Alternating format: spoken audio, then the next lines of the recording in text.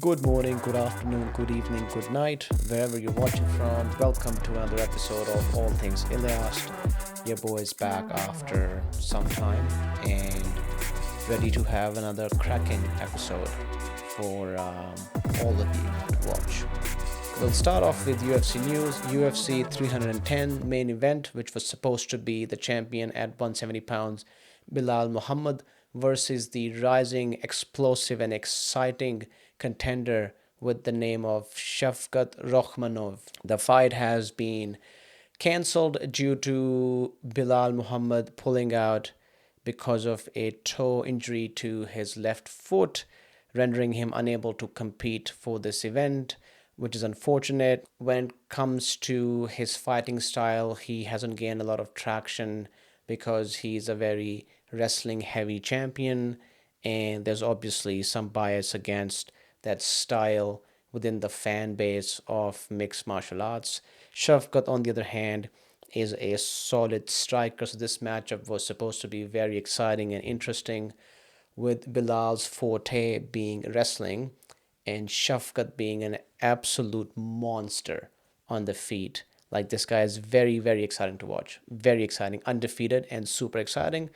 Unfortunately, we'll just have to wait until the bout is rescheduled, and I wish Bilal a speedy recovery. With this happening, and with Bilal's online sort of, like interactions with other UFC fighters, it's always interesting because I think he's got some beef going on at the moment with Ilya Tuporia, who's a 145-pound champion.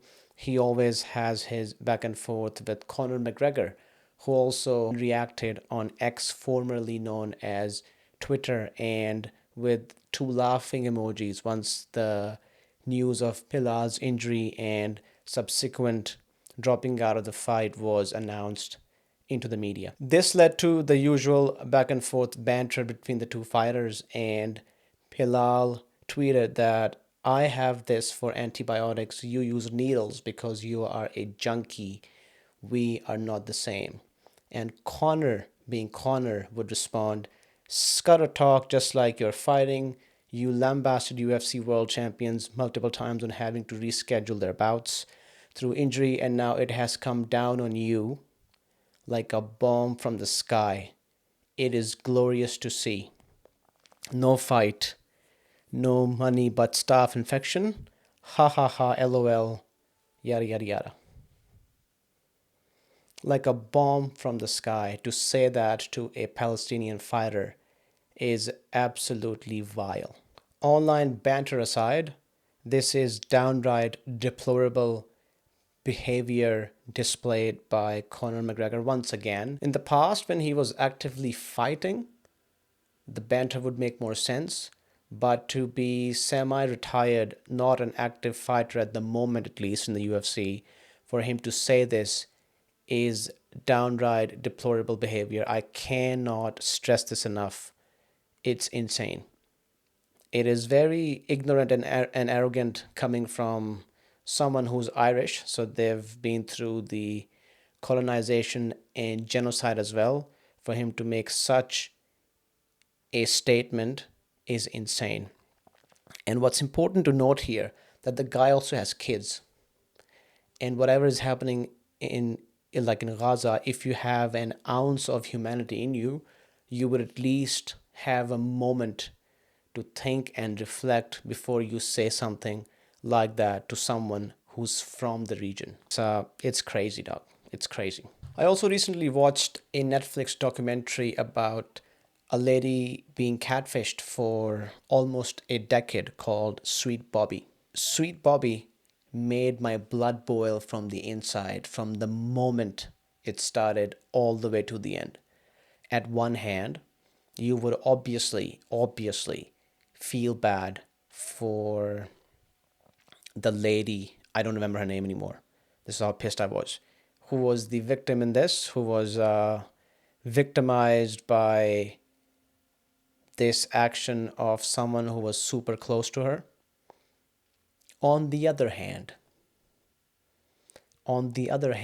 I would like to point out some things that I fail to understand. First thing is, how are you going to be in a relationship with someone for 9 years without even seeing them? Now, I understand there was a backstory about the stroke and the guy wasn't able to talk and he was in hospital and all these profiles on Facebook. Firstly, why are you getting so close with everybody? Why someone's like brothers, yada yada yada, is like hitting you up to have a conversation and you just like text them. You've never seen them face to face and you believe them. Like you think they're like your real friends now. Someone who's out there in the world as a radio host, I think that's what she did, to just have a Facebook profile, have a friend request by someone, and just think, yep, I'm just going to talk to you and we'll be friends. And since I think that you are friends with someone I like, I trust you. We're all in a group chat and we'll have a conversation. How do you not, like, even sort of, like in the weakest of times, sometimes just like low on energy, you gotta question some things in your life.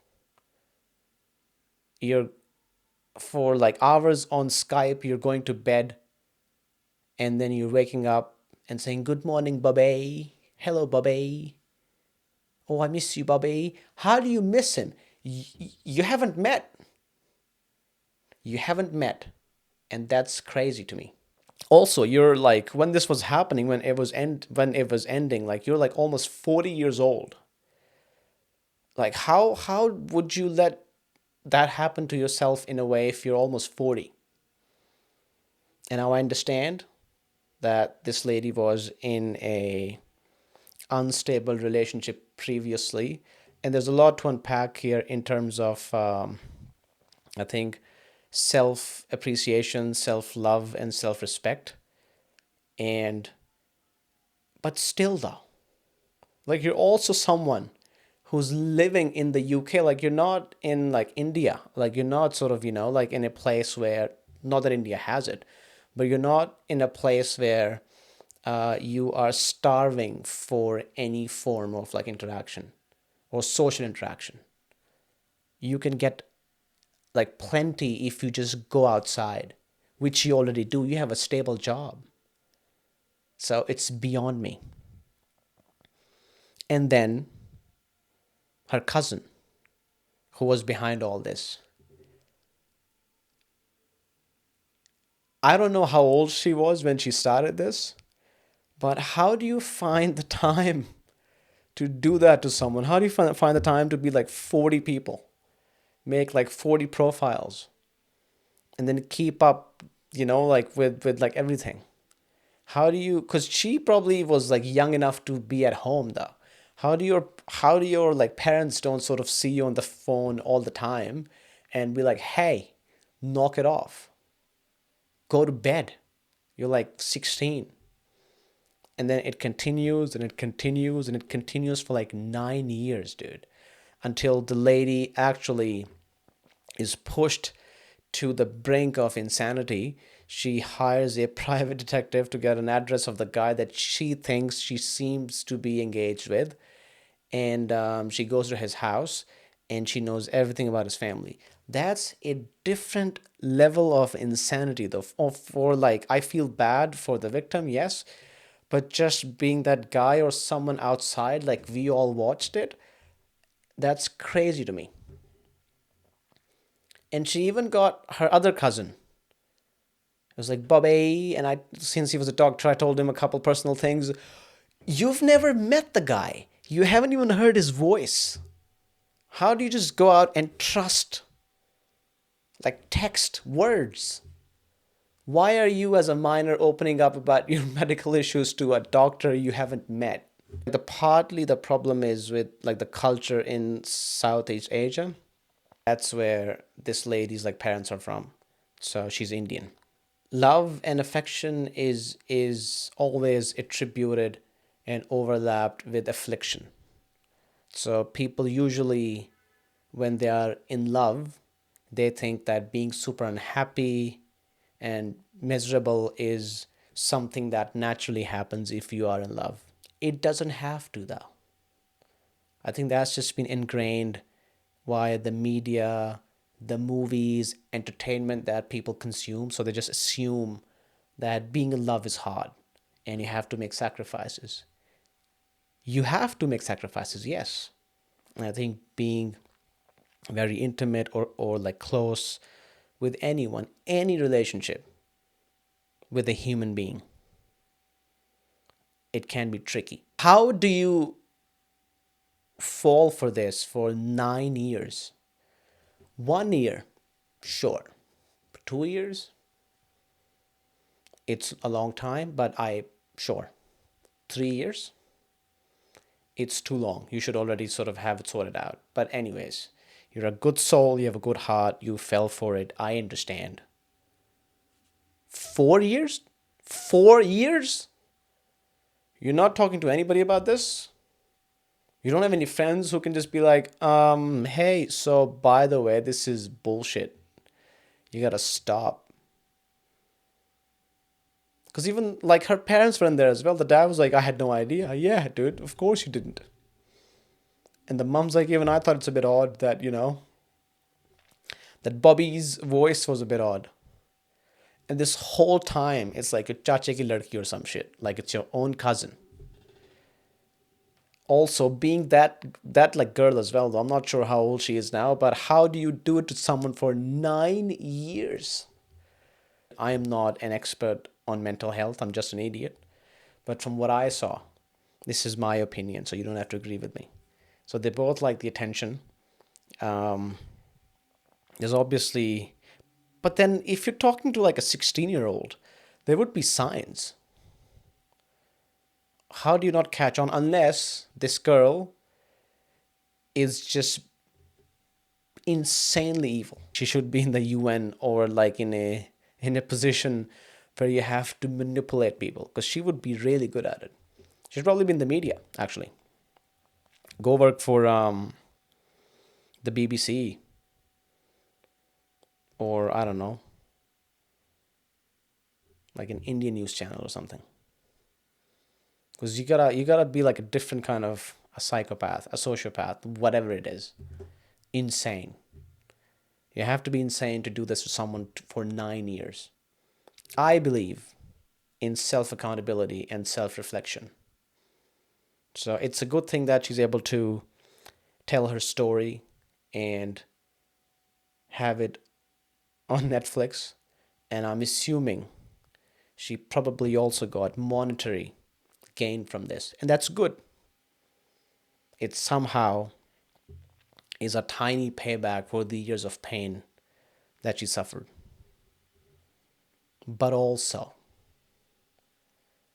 you haven't met someone face to face.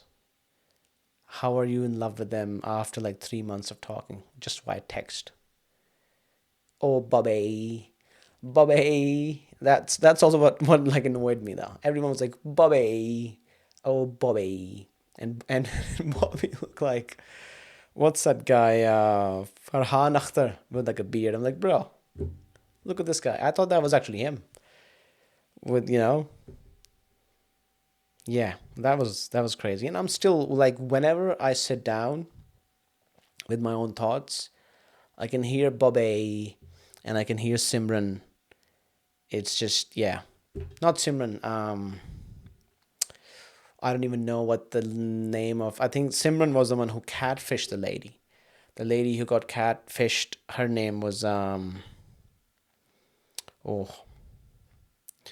I cannot recall. If you haven't watched Sweet Bobby, go watch Sweet Bobby. The last thing I want to talk about is I think that stems from I've always been super anxious and like hyper aware, and I've been super sort of well, being a man, being a boy, being a teenage boy, you sort of go through a phase where you just gross. Like, your body changes, you start to smell, and then you sort of find a balance in your hygiene. So I've always been sort of hyper aware of that.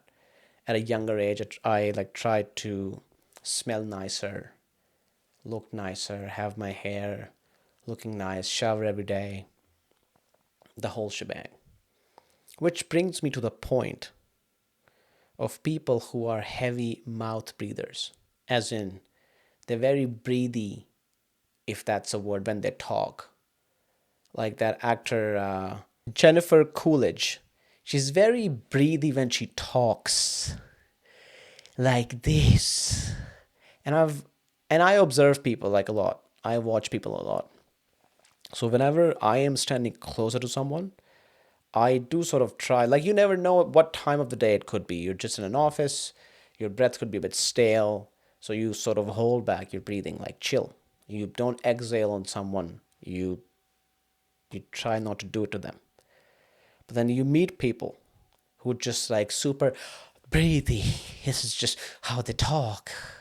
And then I sort of, if I feel like a burst of like wind or exhale on my face, I will immediately stop breathing. I will not get to a point where I let your breath impact my day. So, and I will even sort of like shift. So I'm away from your direct exhale in my face. The point of this is, where do you get the confidence? Like, you have to be super confident in your own breath that it's actually cool. In which case, whatever you're using, I am happy to try it. I will still not exhale on someone, but if I can maintain a fresh breath the whole day, I would do it. People who are very breathy and expressive as they talk. Yes. How do you do it? Which reminds me, there was a time when I was doing security in a retail store, and this lady was like holding her baby. So I was there to check the dockets and the receipts, if they were to use a self-serve checkout. So she was holding her son. I don't know like what happened. I would sometimes, engage in small conversations with the customers because, like, you're there for like 8 hours. So you get bored, you need some sort of a human interaction. She was holding her baby, and I smiled, and she smiled and then I wanted to check her receipt, and then her baby had very nice curly hair. So the baby was like, mixed race. I was going to say hybrid. Hybrid is something that I say internally, usually in my life. If I see someone who's mixed race, I just call them hybrid because, you mix two things together, like an EV car. No, not an EV car, like a hybrid car. They had nice black curly hair, very cute looking baby.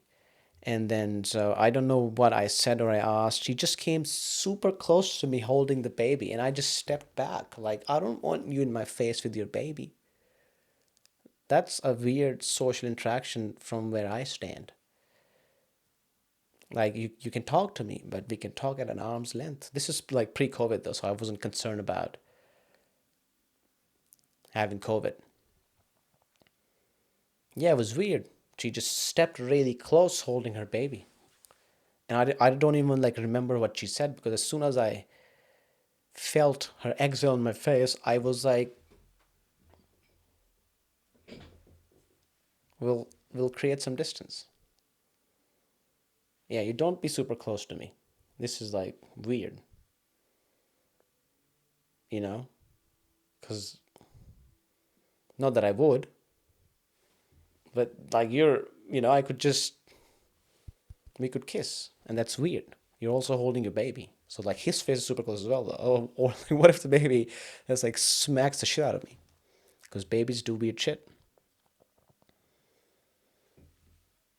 And that's what goes on in my brain most of the day, all the time. I think a lot of people from like Britain are very sort of, like breathy with a posh accent, however they say it. I'm from London. I'm from England. that's pretty, that's pretty horrible. Um, what is something that I can say? Like Tuesday, innit? Like just like Tuesday. It's Tuesday. Relax.